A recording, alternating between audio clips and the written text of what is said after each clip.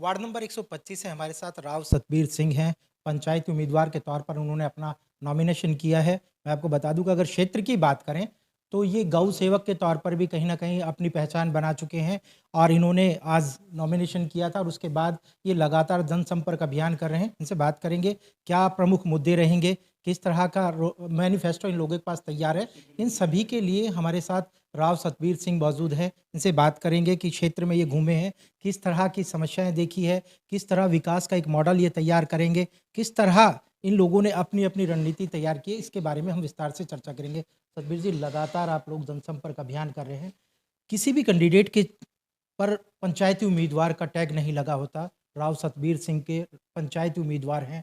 किस तरह देखते हैं क्षेत्र का लगातार आप दौरा कर रहे हैं, किस तरह का रिस्पॉन्स मिल रहा है, किस तरह की प्रायोरिटी रहेगी अगर राव सतबीर सिंह इस क्षेत्र से जीतते हैं तो?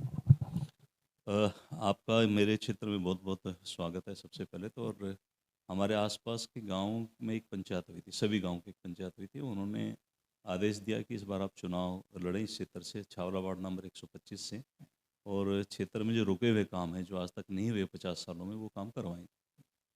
बात की जाए आज तक आप लोगों ने समाज सेवा की है, उसके बाद राजनीति, समाज सेवा और राजनीति एक अलग-अलग है। अगर सिक्के के 2 पहलू बताए जाएँ, तो वो भी अतिशयोक्ति नहीं होगी। किस तरह से आप लोग तालमेल कर पाएँगे जनाब? शुद्ध और ईमानदारी से अगर राजनीति की जाए तो वो भी समाज सेवा ही है। अगर आप बेईमानी से कर रहे हो, जैसे पहले नेता करते आए हैं, इस क्षेत्र के कुछ नेता हैं जिन्होंने काम नहीं करवाया सिवाय बेईमानी के अलावा, तो अगर उस स्तर की आप राजनीति करोगे, तो निश्चित तौर पे दोनों विषय अलग है, दोनों ब्रांचेज़ अलग है, समाज सेवा की भी और राजनीति की भी। लेकिन आप शुद्ध राजनीति करते हैं अगर, तो फिर वो समाज शुद्ध सेवा। को क्या क्या परिभाषा देंगे? किस तरह शुद्ध मानते हैं जनाब? क्षेत्र का काम करवाएँ, ईमानदारी से विकास करवाएँ, जो क्षेत्र की ज़रूरतें हैं, जो यहाँ पे जो मूलभूत सुविधाएँ हैं और जो यहाँ की क्षेत्रीय जो समस्याएँ हैं, उन सब को हल करने के लिए अगर ईमानदारी से आप काम करोगे और उन योजनाओं को यहाँ पे ज़मीन पे उतारोगे, तो वो शुद्ध राजनीति। मैं बाहर पंचायत के लोगों से सुन रहा था, लोग बता रहे थे कि गौ भक्ति तो बहुत से लोग करते हैं, गौ भक्त लिखा भी देते हैं। लेकिन अगर लोगों ने फ़ोन भी किए हैं, जैसे बताया कि 450 से ज़्यादा गाय मृत पाई गई, तो वो राव सतबीर को रात को 12 बजे भी कॉल किया, तो राव सतबीर उठ के गए। पंचायत की जहाँ ज़रूरत थी, तो राव सतबीर वहाँ पहुँच गए और किसी भी चीज़ की ज़रूरत थी, तो राव सतबीर वहाँ पर पहुँच जाते हैं। राजनीति एक अलग पहले पैराग्राफ है और अगर मैं गौ भक्ति से करूँ, आज भी कहीं न कहीं गौवंश, आवारा गौवंश यहाँ पर सड़कों पर रहते हैं। आप लोगों ने गौ-भक्ति की है जनाब, तो क्या लगता है कि सरकार जो करना चाह रही है, वो अब तक प्रॉपर नहीं कर पाई जनाब? नहीं, सरकार की, क्योंकि ये जो आवारा जो गो की जो आवारा वर्ड आपने यूज़ किया, ये बहुत सही शब्द नहीं है। हम लोग कहीं न कहीं जो हिंदू लोग हैं, जो सनातनी हिंदू हैं, वो अनदेखी करते हैं इन चीज़ों की, क्योंकि हम अपनी संस्कृति से दूर होते जा रहे हैं, सबसे जो बड़ी बात है। दूसरा विषय ये है कि सरकार की जो योजनाएँ अभी जो बनने जा रही हैं, अब बननेगी, हमारे जीतने के बाद जो हम बनवाएँगे, वो निश्चित तौर पे इस समस्या का हल होगा जो है। ग्रामीण क्षेत्र से जुड़े हैं जनाब, अगर बात की जाए आप लोग किसान फैमिली से भी हैं, किसानों की समस्याएँ रहेंगी, स्पोर्ट्स से लगातार समस्याएँ हैं। अगर मैं बात करूँ युवाओं के लिए क्या तैयारियाँ रहेगी, बुजुर्गों के लिए क्या रहेगी, महिलाओं के लिए क्या रहेगी? क्या कोई पार्क का निर्माण या यूनिवर्सिटी का निर्माण, इस तरह वार्ड में भी कोई अलग से कुछ चीज़ें लाई जाए? नाली-गली ये हर वार्ड वाले बताएँगे, लेकिन राव सतबीर एक ऐसा मैनिफेस्टो तैयार करे कि लोगों को लगे कि पूरी दिल्ली में एक आवाज़ जाए कि राव सतबीर सिंह ने अपने वार्ड के लिए ये मुद्दे रखे हैं कि वाक़ई ये मुद्दे बहुत बड़े हैं और ये ज़रूरत भी है। हमने 6 मार्च को एक जन कल्याण चुनावी घोषणा पत्र जारी किया था। उस चुनावी घोषणा पत्र में जिस क्षेत्र से जुड़ी हुई समस्याएँ थी, उनको हमने आगे निकाला, उन समस्याओं को। लोगों को अवगत कराया उन चीज़ों से कि हम ये जो समस्याएँ हैं, इनको काम करवाएँगे इन समस्याओं के ऊपर। ऐसा नहीं कि वो पार्षद का या एमसीडी का काम है, उसमें दिल्ली सरकार की भी बहुत सारी योजनाएँ हैं और भारत सरकार के द्वारा भी किए जाने वाले वो सभी काम हैं जो इस क्षेत्र में होने चाहिए थे। तो जो एक मुख्य जो बात है आज की जो है, पिछले 75 साल में हमारे नजफ़गढ़ दिल्ली देहात में किसी भी गाँव में ढाँसा से लेकर और छावला तक एक भी काम नहीं हो पाया है।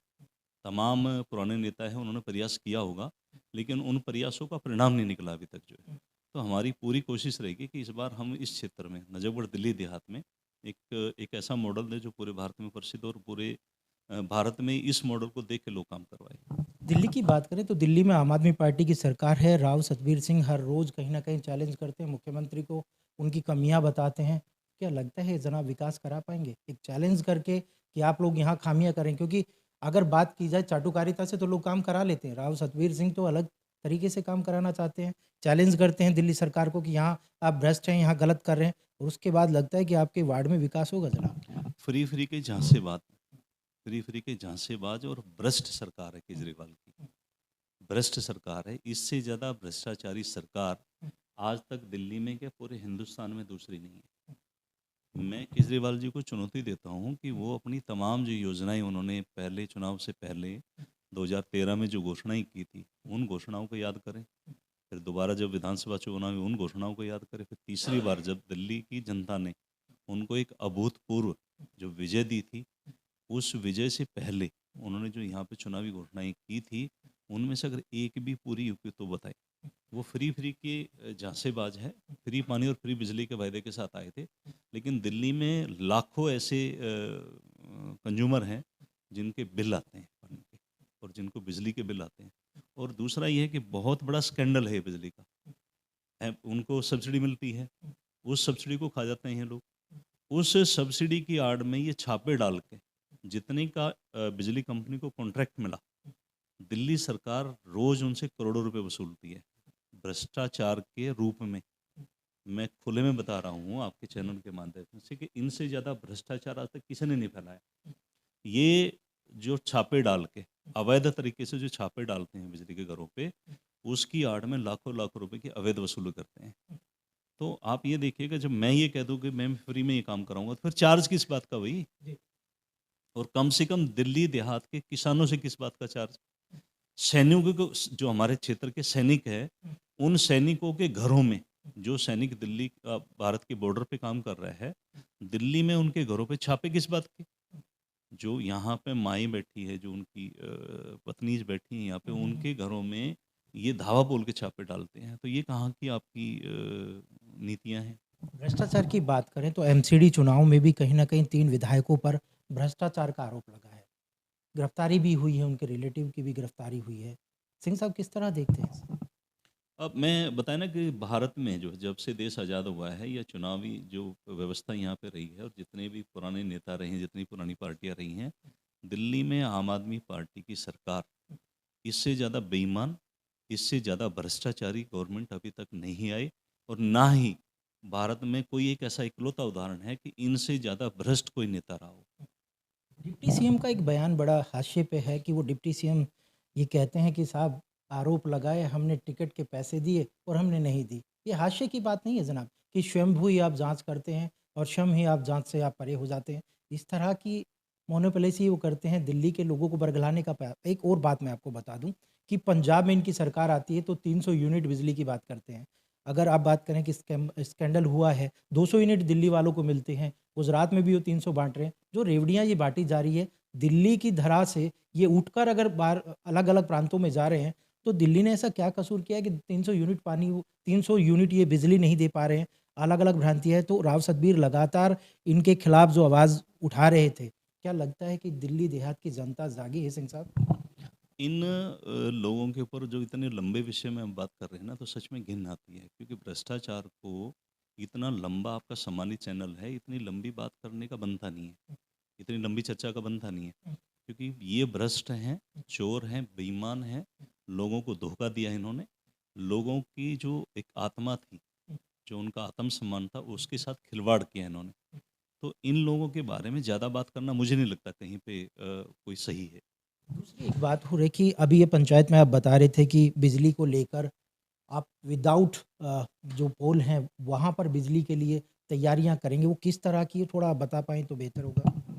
पोल फ्री एक योजना होती है, उसमें एक इलेक्ट्रिसिटी कॉरिडोर बन जाता है। तो वो एक बात का विषय है, लेकिन जब दिल्ली सरकार ने ये कहा था कि भी हम फ्री पानी फ्री बिजली देंगे, तो फ्री पानी का वायदा जब उन्होंने किया, तो दिल्ली देहात को, नजबगढ़ दिल्ली देहात को फ्री पानी और बिजली क्यों नहीं? यहाँ पे 3 दिन में पानी आता है, यहाँ पे बिजली के लिए परेशानियाँ रहती हैं, आए दिन किसी न किसी गांव में छापे पड़ते हैं। तो मेरी दिल्ली सरकार को खुली चुनौती है, हर जो एजेंसी जो काम कर रही है उनको खुली चुनौती है कि 8 तारीख के बाद नजफगढ़ दिल्ली देहात में आप किसी भी हालत में, किसी भी सूरत में, ये जो छापे मारते हो ना अवैध तरीके से, वो आप नहीं मार पाओगे। ये मेरी खुली चुनौती है आप लोगों को जो है। गाँव अगर राजनीति की शुरुआत की जाए, चाहे पार्षद हो, विधायक हो या सांसद हो, घर मजबूत होता है तो बड़ा नेता बनता है। मैंने आपको घर में मजबूत होते देखा है। गाँव के हर उस बच्चे से, हर उस व्यक्ति से, हर उस माता-बहने से मैंने राव सतबीर सिंह के बारे में ये सुना है कि हमने छोटे से इसको देखा है, बड़ी सेवा भावना की है इसने। और राव सतबीर सिंह चुनाव नहीं लड़ रहा, पूरा घूमन-हेड़ा वार्ड ये चुनाव लड़ रहा है। आपका गाँव जब मजबूत होता है तो एक भावुकता सा लगती है। जब आप गाँव में डोर टू डोर कर रहे थे, राव सतबीर की आँखों में मैंने आँसू देखे उन लोगों के प्रति जो जो कैपेबल नहीं थे जनाब। उनसे आप मिल रहे थे, उनके कानों में कुछ कह रहे थे। वो थोड़ा बहुत बता पाएँ कि भई आप जो हैंडीकैप्ड थे उनसे आप बात कर रहे थे, जो गरीब थे उनसे बात कर रहे थे, जो एससी-एसटी हमारे भाई थे उनसे आप बात कर रहे थे। किस तरह की बातें थी? थोड़ा बता पाएँ तो बेहतर होगा। वो जो कान में बात वाली थी ना, वो लोग कह रहे थे कि भाई केजरीवाल सरकार ने हमें बहुत ठगा है, हम लोगों को बहुत तकलीफ दी है। और मैंने उनको कहा था कि अब आपकी वो तकलीफ़ दूर होने का समय आ गया है। आप अपने जितने भी भाई हैं, जो रोज़ दिहाड़ी मज़दूर हैं या जो रोज़ काम करते हैं, रोज़ कमा के खाते हैं, उनको बोलो कि इस बार वो राव सतबीर सिंह को नहीं, स्वयं को वोट डालें। और राव सतबीर सिंह को जिता के जो तमाम समस्याएँ हैं इस क्षेत्र की, उनको दूर करने में उनको सहयोगी बने उसमें जो। वार्ड वालों को क्या मैसेज देंगे? क्या लोगों को बताएँगे? अपने परिवार को क्या मैसेज मैं कहना चाहूँगा कि यहाँ पे आप सभी सभी समस्याओं से वाकिफ़ हैं, जानते हैं सभी समस्याओं को। अगर हम सब इकट्ठा होके इन सभी समस्याओं को दूर करना चाहते हैं, बड़ा हॉस्पिटल, बड़ी यूनिवर्सिटी और बड़ा एक खेल के स्टेडियम जो होते हैं, जो आने वाली हमारे देश की जो युवा पीढ़ी है, उसका जो नींव है, उसका जो फाउंडेशन है, अगर उस दिशा में काम करना चाहते हैं और ये सोचते हैं कि इस क्षेत्र की दिशा और दशा दोनों बदले, तो इस बार ward number Chhawla ward number 125 से मुझे वोट भी दें और सपोर्ट भी दें।